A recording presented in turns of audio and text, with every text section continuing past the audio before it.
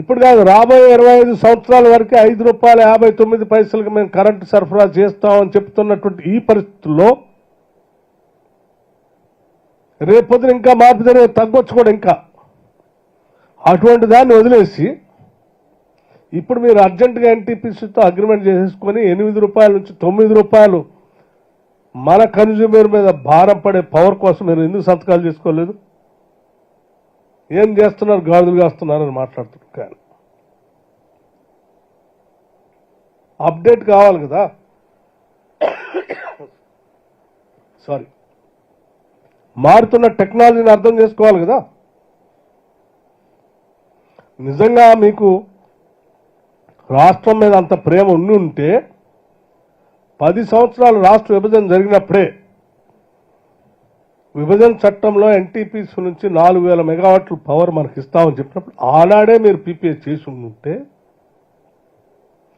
వాళ్ళ డబ్బులతో, కేంద్ర ప్రభుత్వ డబ్బులతో ఎన్టీపీసీ వాళ్ళు పవర్ కట్టేసి మనకి ఎప్పటికల్లా పవర్ ఇచ్చి ఉంటే ఆ 1600 మెగా యూనిట్లు ఎట్లా కట్టారో, మెగావాట్స్ కట్టారో దానిలాగానే పూర్తిగా 4000 ఆనాడే పీపీఏ చేసి ఉంటే ఇబ్బంది ఉండేది కాదు.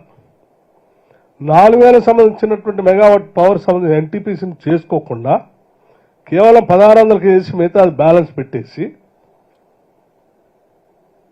మీరు స్వంతంగా భద్రాద్రి పవర్ ప్రాజెక్ట్ని, యాదాద్రి పవర్ ప్రాజెక్ట్ని కట్టాలి, రాష్ట్ర ప్రభుత్వం నుంచి నిధులు వెచ్చించాలి, దానికి సంబంధించి అప్పులు తీసుకున్న వాళ్ళు అప్పులతో అడ్డగోలుగా ఖర్చు పెట్టాలని చెప్పినటువంటి ఒక తప్పుడు ఆలోచన వల్ల ఈరోజు రాష్ట్రం భరించలేనటువంటి భారం పడిపోయింది.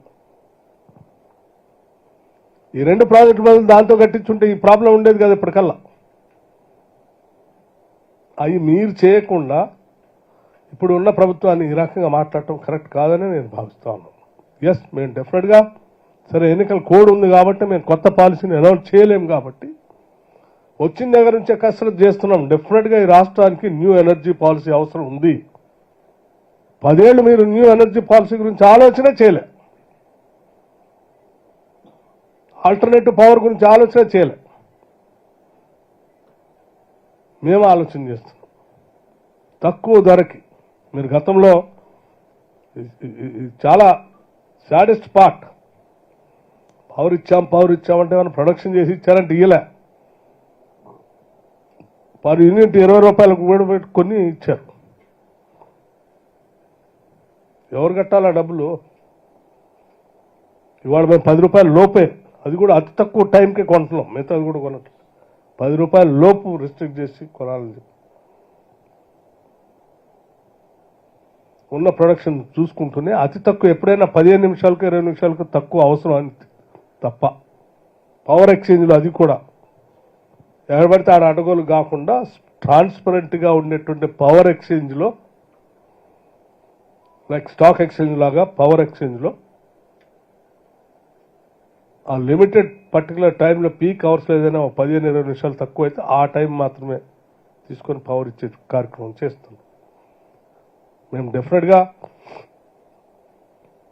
రాబోయే రోజుల్లో గ్రీన్ ఎనర్జీని, గ్రీన్ పవర్ని ఈ రాష్ట్రానికి తక్కువ ధరకి, ఇప్పుడు ఉదాహరణకి నన్ను యావరేజ్ ₹5, ₹6 మధ్యలో అక్కడక్కడ రేట్ ఫ్లక్చువేట్ అవుతా ఉంది. అట్లా కాకుండా ఇంకా తక్కువ ధరకే పవర్ వచ్చేటట్టుగా ఉన్న ప్లాన్ చేయాలనేది మా అందరి ముందు ఉన్నటువంటి ఆలోచన. మా ప్రభుత్వం, ముఖ్యమంత్రి రేవంత్ రెడ్డి గారు కానీ, నా మంత్రివర్గ సహచరులు అందరూ కూడా సీరియస్